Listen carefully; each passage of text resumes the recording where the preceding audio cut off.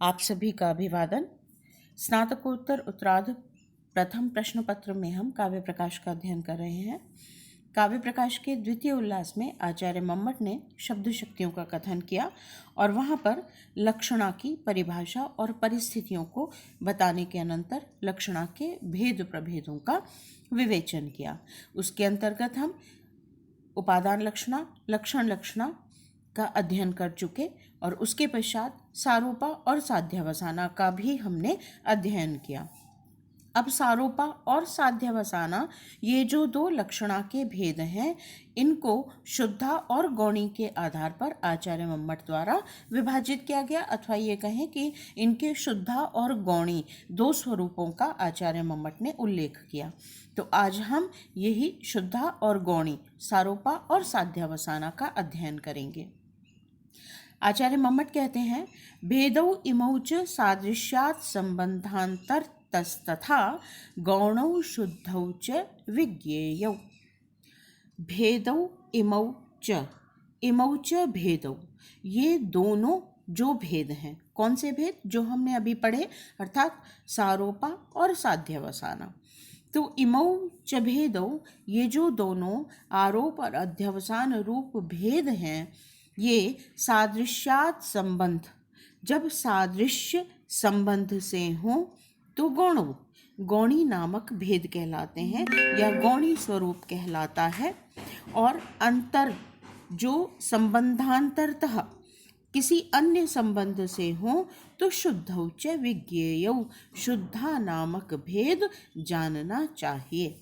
भेदौ इमौ च, इमौ भेदौ, ये जो दोनों भेद हैं, सारोपा और साध्यावसाना, यदि सादृश्यात्, सादृश्य से हैं तो गौणौ, गौणौ विज्ञेयौ, गौणी रूप भेद जानना चाहिए, अर्थात गौणी सारूपा और गौणी साध्यावसाना। कब? जब वे सादृश्य संबंध से हों तो ये दोनों भेद गौणी सारूपा और गौणी साध्यावसाना कहलाएंगे। और यदि संबंध अंतरः, किसी अन्य संबंध से, संबंधांतरतः किसी अन्य संबंध से हो, अर्थात सादृश्य के अतिरिक्त अन्य संबंध से हो, तो फिर इन्हें शुद्धौ विज्ञेयौ, शुद्ध मानना चाहिए, अर्थात शुद्धा सारोपा और शुद्धा साध्यावसाना मानना चाहिए। वृत्ति भाग में इसे ही स्पष्ट करते हैं आचार्य मम्मट, इमौ आरोप अध्यवसान रूपौ भेदौ इमौ च। इमौ कहा, इमौ का क्या तात्पर्य है? इमौ का तात्पर्य है आरोप और अध्यवसान रूप। ये जो आरोप और अध्यवसान, अर्थात सारोपा और साध्यावसाना, सादृश्य हेतु भेदौ, सादृश्य के हेतुगत भेद हो तो गौणी और किसी अन्य संबंध से हो तो वे शुद्धा नामक भेद कहे जाते हैं। और सादृश्य हेतुक भेद अर्थात गौणी, सारोपा और साध्यावसाना, इसके लिए दो उदाहरण इन्होंने यहाँ दिए हैं। गौरवाहिक इत्यत्र गौर अयम च, अर्थात ये जो आरोप और अध्यवसान हैं, यदि ये सादृश्य हेतुक होते हैं तो इनके उदाहरण होंगे गौरवाहिक और गौर अयम। गौरवाहिक गौणी सारोपा का उदाहरण होगा और गौर अयम गौणी साध्यावसाना का उदाहरण होगा, ऐसा आचार्य मम्मट ने कहा। और साथ ही साध्यावसाना के उदाहरण देते हुए वे कहते हैं, आयुर्घृतम आयुरेव इदम। आयुर्घृतम पूर्व काल में ऐसा कहा जाता था। यद्यपि आज वैज्ञानिक अब इसको भी स्वीकार करने लगे हैं कि जो देशी घी और विशेष रूप से गाय का जो घी होता है वह आयु में वृद्धि का कारक होता है। कारक ही नहीं होता अपितु बलवत् कारण होता है। बीच का कुछ समय ऐसा था जब वसा नहीं खानी चाहिए, स्नेह या तेल का प्रयोग अधिक नहीं होना चाहिए, तो इस तरह के जो वाद थे वो सामान्य जन में प्रचलित हो गए थे। किंतु आज यदि हम डॉक्टर से बात करते हैं तो वह कहता है कि सरसों का कच्चा तेल यदि आप खाते हैं अथवा देशी घी का प्रयोग करते हैं तो वह आपके हृदय के लिए, आपकी आयु के लिए हानिकारक नहीं है, अभी तो बलवर्धक है। और पूर्व काल में हमारे यहाँ पर ऐसी उक्तियाँ ही प्रचलित थीं। कहा जाता था आयुर्घृतम, कि घी ही आयु है, अथवा आयुरेविदम, यही आयु है। अर्थात जितना अधिक घी का सेवन करके आप व्यायाम आदि से उसे पचा सकते हैं, उतना ही आपका शरीर बलवान होगा और आयु में वृद्धि होगी। जाने दीजिए उसे। यहाँ हम गौणी साध्यावसाना के लक्षणों को उदाहरणों को पढ़ रहे हैं।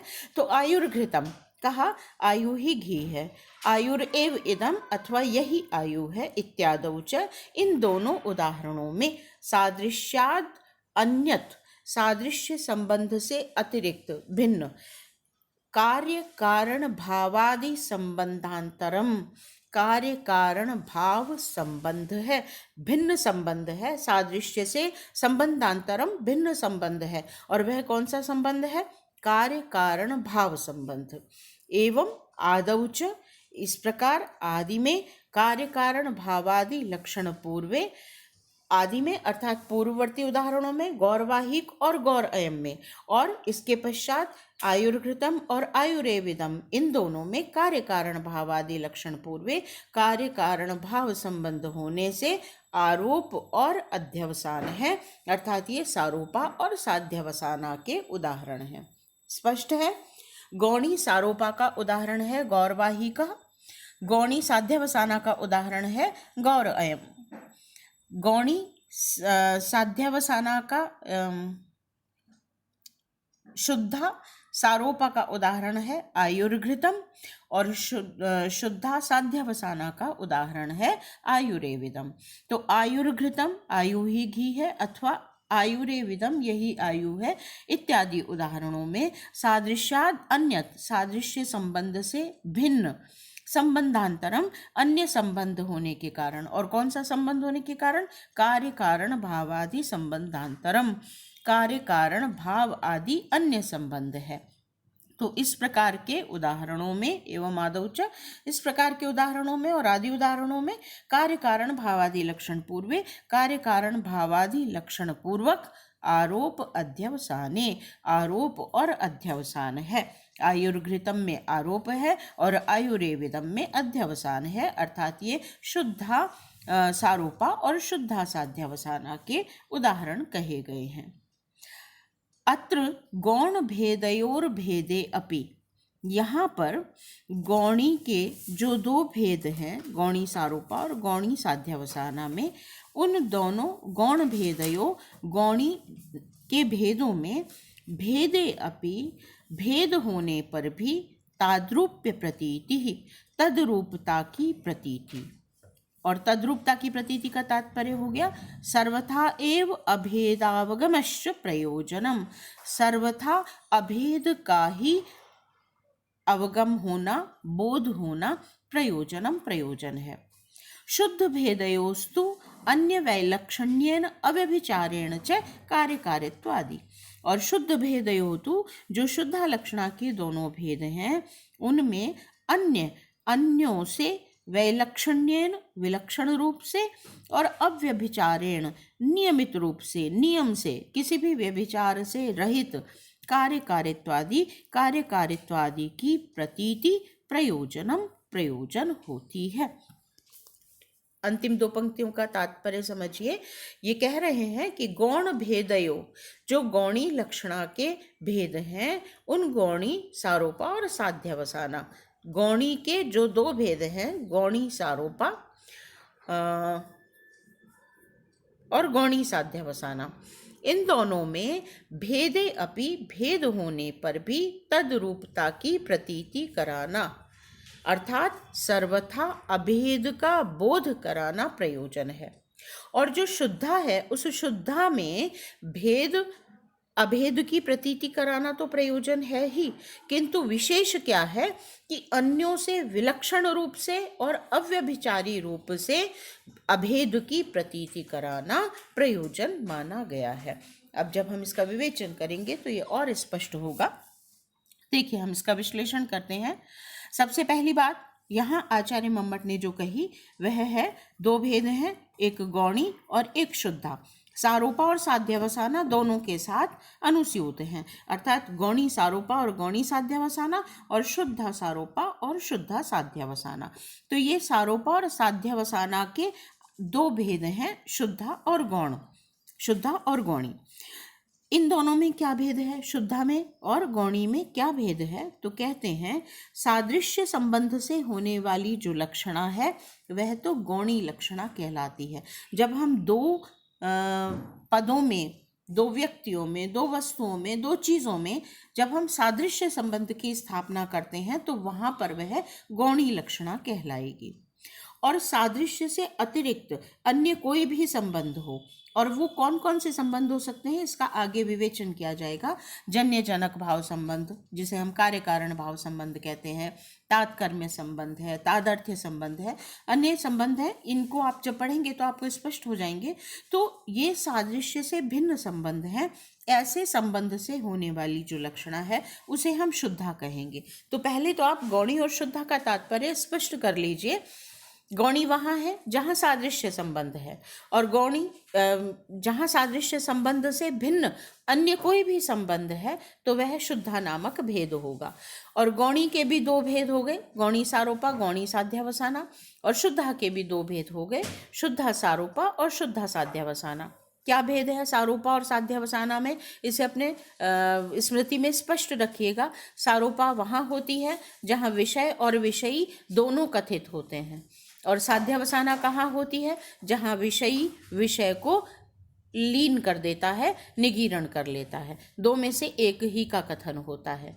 तो गौणी सारोपा में सादृश्य संबंध से दोनों पद कथित होते हैं, और गौणी साध्यावसाना में सादृश्य संबंध से केवल विषयी का कथन होता है, विषय का निगीरण हो जाता है।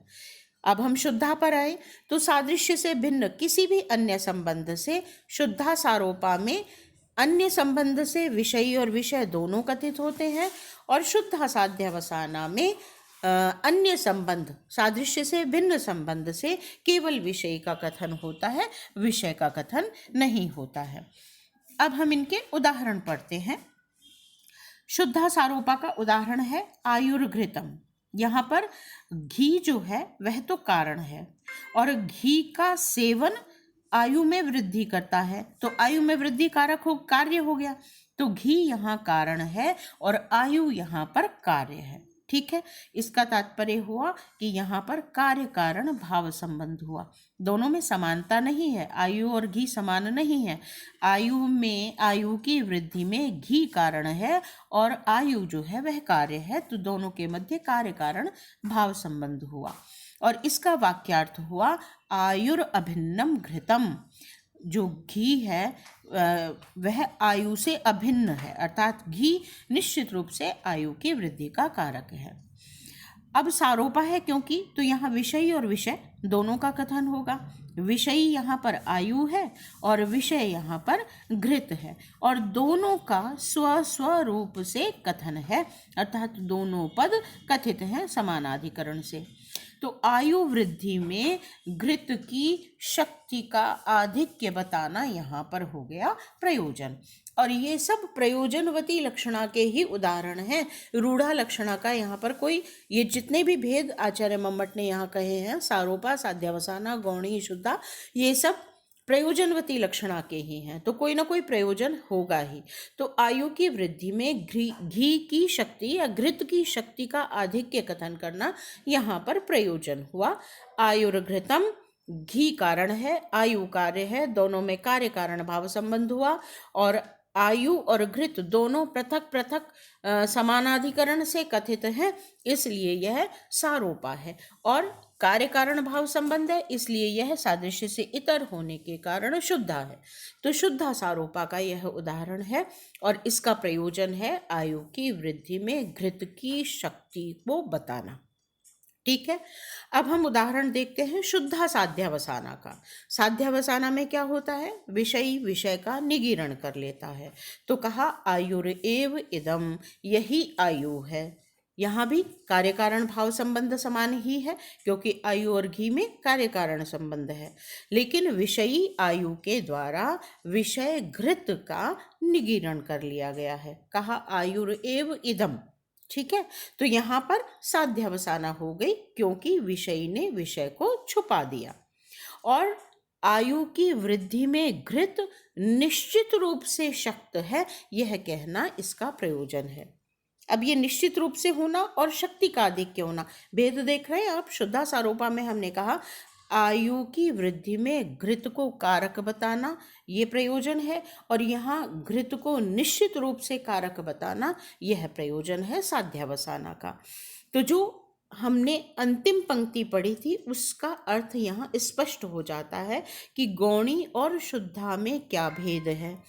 गौणी में भी अभेद की प्रतीति बताई जाती है और शुद्धा में भी अभेद की प्रतीति बताई जाती है, लेकिन गौणी में तद्रूपता के साथ सर्वथा अभेद कहा जाता है, लेकिन शुद्धा में विलक्षण रूप से और निश्चित रूप से अभेद की प्रतीति कराई जाती है।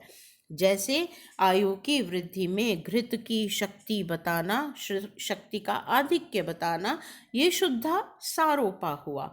और शुद्धा साध्यावसाना में जो आयु की वृद्धि है वह निश्चित रूप से होती है, यह कथन प्रयोजन हो जाता है। ठीक है। अब गौणी सारोपा का उदाहरण कहते हैं गौरवाहिकः। पहले हमने शुद्धा के उदाहरण पढ़े, आयुर्घृतम आयुरेविदम, और अब हम गौणी के उदाहरण पढ़ रहे हैं जो हम सबसे पहले कह आए थे। गौणी यहाँ पर गौरवाहिक और गौरयम, क्योंकि यह सादृश्य संबंध से हुआ, तो सादृश्य संबंध से गौणी सारोपा का उदाहरण हुआ गौरवाहिक और गौणी साध्यावसाना का उदाहरण हुआ गौरअयम। गौरवाहिक यहाँ पर वाहिक प्रदेश का और गौ, इन दोनों को समानाधिकरण से कहा है, जो हम पहले पढ़ चुके हैं। समानाधिकरण का तात्पर्य क्या है? एक ही विभक्ति से एक ही व्यक्ति के विषय में कहा जाना। तो समानाधिकरण से ये दोनों कथित हैं, और जड़ता मंदता आदि दोनों में है, वाहिक में भी और गौ में भी, उन दोनों के मध्य सादृश्य संबंध स्थापित किया गया है। जैसे गौ जड़ और मंद है, ऐसे ही वाहिक भी जड़ और मंद है, तो दोनों में जड़ता और मंदता सादृश्य संबंध है। यहाँ पर विषयी और विषय दोनों स्व रूप से कथित हैं, अर्थात दोनों पदों का प्रयोग है, किसी ने किसी का निगीरण नहीं किया है, इसलिए यह सारोपा का उदाहरण हुआ। और अत्यधिक मंदता का कथन करना यहाँ पर प्रयोजन हुआ।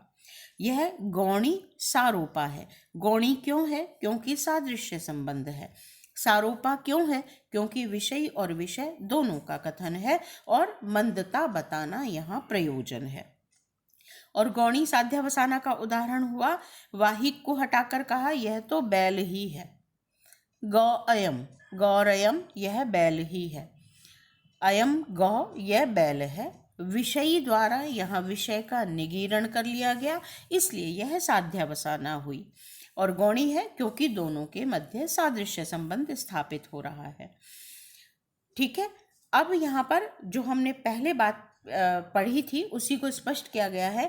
गौणी अभेद की प्रतीति मात्र कराती है, जबकि शुद्धा जो है वह अभेद की विलक्षण रूप से प्रतीति कराती है। यह इन दोनों का, शुद्धा और गौणी का भेद है। ठीक है। अब हमने कहा गौणी होती है सादृश्य संबंध से, और जो शुद्धा होती है वह सादृश्य से इतर संबंध से।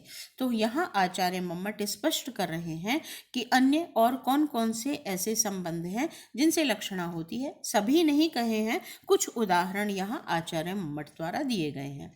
क्वचित कहीं पर तादर्थ्याद उपचारः, तादर्थ्य संबंध से उपचार होता है। उपचार का तात्पर्य क्या है? उपचार का तात्पर्य है गौणी। हम पहले पढ़ चुके हैं, उपचार पद आया है तो उसे हमने गौणी कहा। तो क्वचित तादर्थ्याद उपचारः, कहीं तादर्थ्य संबंध से, उपचार का तात्पर्य हमने पढ़ा लक्षणा। क्वचित तादर्थ्याद उपचारः, कहीं तादर्थ्य संबंध से उपचार होता है अर्थात लक्षणा होती है। जैसे उदाहरण दिया, इंद्रार्था स्थूणा, इंद्र के लिए लगाए गए स्तंभ को इंद्र इंद्र कहा जाना। ठीक है। क्वचित स्वस्वामी भावात, कहीं स्वस्वामी भाव संबंध से लक्षणा होती है। यथा जैसे राजकीय पुरुषो राजा, राजकीय पुरुष के लिए कहा जाना राजा। क्वचित अवयव अवयवी भावात, कहीं पर अवयव अवयवी भाव संबंध से लक्षणा होती है। यथा अग्रहस्त इति अग्रमात्रे, अग्रहस्त आगे के हाथ के विषय में, केवल आगे के हाथ के विषय में ही हस्तः पद का प्रयोग किया जाना। अग्रहस्त इत्यत्र अग्रमात्रे अवयवे, अग्रहस्त इस प्रयोग में केवल आगे के हाथ मात्र अवयव के लिए, अंश के लिए हस्तः हस्त पद का प्रयोग किया जाना।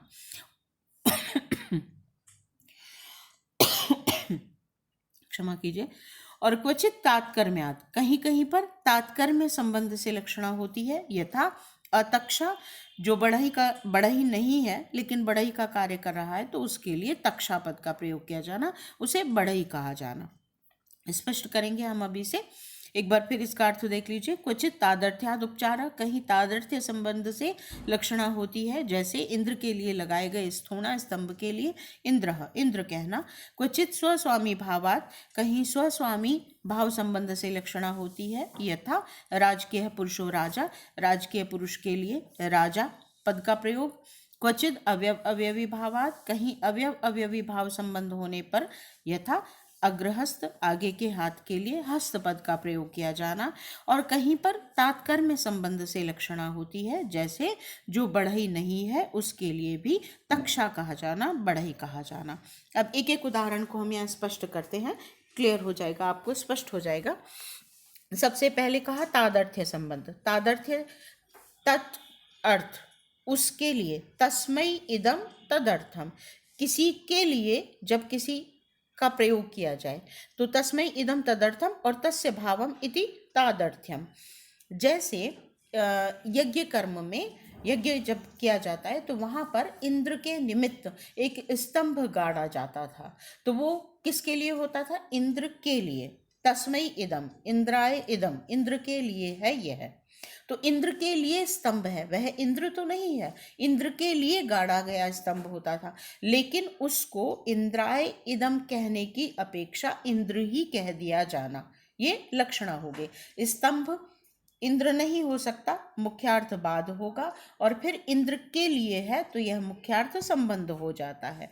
ठीक है, तो तादर्थ्य संबंध कहलाएगा कि इंद्र के लिए जिस स्तंभ का, जिस ध्वजा का प्रयोग होता है उसको इंद्र के लिए न कहकर इंद्र ही कह देना। और यहाँ पर ये हो गया शुद्धासारोपा का उदाहरण।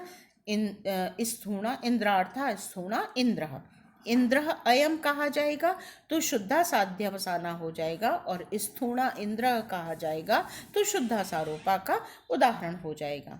और इन दोनों के लिए इस प्रकार के प्रयोग का प्रयोजन क्या है? इच्छित वर प्रदान करने वाला है यह इसका इसको कहने का प्रयोजन हो जाएगा। मैंने पहले भी आपको अभी समझाते हुए स्पष्ट किया था कि ये सब प्रयोजनवती लक्षणा के उदाहरण है। तो शुद्धासारोप का उदाहरण हुआ स्थूणा इंद्र, और शुद्धा साध्यवसाना का उदाहरण हुआ इंद्र अयम। शुद्धा क्यों है? क्योंकि ये सादृश्य से इतर तादर्थ्य संबंध से लक्षणा हुई है यहाँ पर, इसलिए यह शुद्धासारोपा और शुद्धा साध्यवसाना का उदाहरण हुआ। अगला संबंध है स्वस्वामी भाव संबंध। राजा का व्यक्ति, कोई अमात्य, कोई परिचर, कोई सैनिक, सेनापति, कोई भी हो सकता है, राजा का पुरुष, तो उसको देखकर कोई व्यक्ति कहे कि यह राजा ही है, वह राजा तो नहीं है लेकिन राजा से संबंध है उसका, तो उसके लिए राजा पद का प्रयोग कर देना, यह कहलाएगा स्वस्वामी भाव संबंध। अपने स्वामी से के भाव से जिसका संबंध है, सादृश्य संबंध नहीं है, सादृश्य से इतर है, इसलिए यह शुद्धा का भेद हुआ। तो राज पुरुषो अयम, किसी राजकीय व्यक्ति के लिए प्रयोग किया जाए। राजपुरुषोऽयं, यह राजा का पुरुष है, यह शुद्धा सारोपा का कथन हुआ। और राजा अयम, यह राजा है, यह शुद्धा साध्यावसाना हो गया, पुरुष का निगीरण कर लिया गया राजा के द्वारा, अर्थात विषय के द्वारा विषय का निगीरण कर लिया तो साध्यावसाना हो गई। और सादृश्य से इतर संबंध है, इसलिए यह शुद्धा हो गई। और यह राजा है, इसलिए इसकी आज्ञा अनुलंघनीय है। राजा है, यही राजा है या यह राजपुरुष है, यह कहने का उद्देश्य है इसकी आज्ञा अनुलंघनीय है, यह बताना प्रयोजन हो गया। अवयव अवयवी भाव संबंध देखिए। अवयव कहते हैं अंश को, और अवयवी होता है अंशी। जैसे पूरा शरीर तो है अवयवी, और हाथ जो है वह है अवयव। इसी प्रकार से इसे कहेंगे हम अवयव अवयवी भाव संबंध। तो जो हाथ है, हस्त, कंधे से लेकर आगे तक का जो हिस्सा है वह हस्त कहलाता है। लेकिन हम प्रयोग क्या करते हैं, जो कलाई से आगे तक का भाग है, जिसे हम अग्रहस्त हमें कहना चाहिए, उसके ही लिए हम हस्त पद का प्रयोग कर देते हैं। तो अग्रहस्त अंश है और हस्त जो है वह अंशी है या अवयवी है। दोनों में अवयव अवयवी भाव संबंध है। यह सादृश्य से भिन्न संबंध है।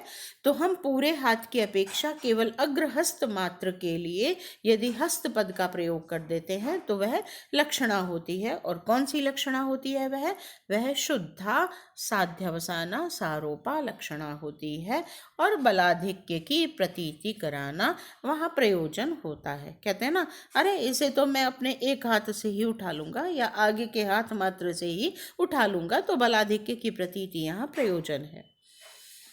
तात्कर्म्य संबंध अगला संबंध है, उससे संबंधित कर्म के विषय में। तो कार्य से इसका संबंध है।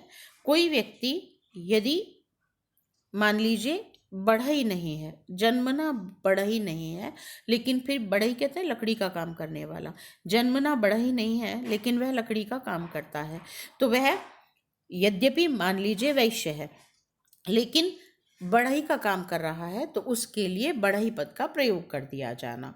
पुरुषो अयम तक्षा, यह पुरुष बढ़ई है, ये तो शुद्धा सारोपा का उदाहरण हो गया। और तक्षायम, यह बढ़ई है, यह शुद्धा साध्यावसाना का उदाहरण हो गया, पुरुष का यहाँ निगीरण कर लिया गया। तो जो तक्ष नहीं है, बढ़ई नहीं है, उसके लिए भी बढ़ई पद का प्रयोग कर देना यहाँ लक्षणा हो गई। तात्कर्म्य संबंध से है, सादृश्य से नहीं है, इसलिए शुद्धा हो गई। पुरुषो अयम तक्षा में दोनों पद का प्रयोग है, इसलिए सारोपा का उदाहरण हुआ। और तक्षा अयम, यह शुद्धा साध्यावसाना का उदाहरण हो गया। और यह बढ़ई के कर्म में निपुण है, इस निपुणता का प्रकाशन ही यहाँ पर प्रयोजन कहा गया है। तो इस प्रकार से आचार्य मम्मट ने लक्षणा के उपादान लक्षणा और लक्षण लक्षणा भेदों के अतिरिक्त सारोपा और साध्यावसाना भेदों का कथन किया, और फिर उन्हें शुद्धा और गौणी के आधार पर विभाजित किया। शुद्धा और गौणी उनके भेद किए। तो क्योंकि दो हैं, इसलिए दोनों के दो दो भेद और कथित हो जाते हैं। शुद्धा सारोपा के दो भेद हो जाते हैं, शुद्धा और गौणी। साध्यावसाना के दो भेद हो जाते हैं, शुद्धा और गौणी। ठीक है, तो आरोपा और साध्यावसाना ये कुल मिलाकर चार भेद हो जाते हैं। शुद्धा गौणी, शुद्धा सारोपा, शुद्धा साध्यावसाना और गौणी सारोपा और गौणी साध्यावसाना। तो चार भेद ये हो गए, और दो उपादान लक्षणा और लक्षण लक्षणा, इस तरह के 6 भेदों का आचार्य मम्मट द्वारा यहाँ कथन किया गया। और साथ ही सादृश्य संबंध से भिन्न कौन कौन से संबंधों से लक्षणा होती है, इसके कतिपय उदाहरण भी आचार्य के द्वारा यहाँ दिए गए। यहाँ सारोपा और साध्यावसाना का विश्लेषण जो है वो समाप्त होता है। आगे व्यंग्य के आधार पर हम लक्षणा के और भेदों का भी कथन करेंगे या अध्ययन करेंगे। जो अच्छा ठीक है, यहाँ आचार्य मम्मट द्वारा लक्षणा तेन षड्विधा कहकर इसका समापन कर दिया गया है कि इस प्रकार से लक्षणा 6 प्रकार की होती है।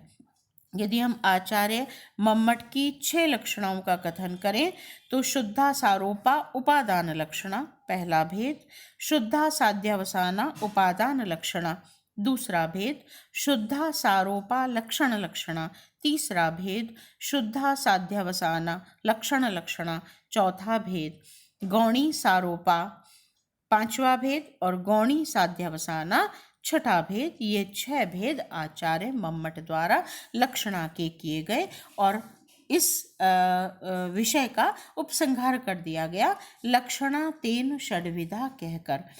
आचार्य मम्मट ने कहा लक्षणा तेन षड्विधा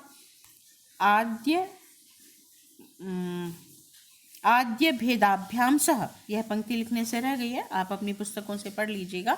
लक्षणा तेन षड्विधा, इस प्रकार लक्षणा के 6 भेद कहे गए हैं, या उक्त प्रकार से लक्षणा 6 प्रकार की हो जाती है। और वृत्ति भाग में उन्होंने स्पष्ट किया आद्य भेदाभ्याम सह, आदि भेदों के साथ, अर्थात पूर्व के जो उपादान लक्षणा और लक्षण लक्षणा भेद हैं उनके साथ, और 4 भेद जो गौणी और शुद्धा के सारोपा और साध्यावसाना के साथ कहे। इस प्रकार से लक्षणा 6 प्रकार की हो जाती है। यहाँ पर लक्षणा के सामान्य विभाजन का समापन हो गया है।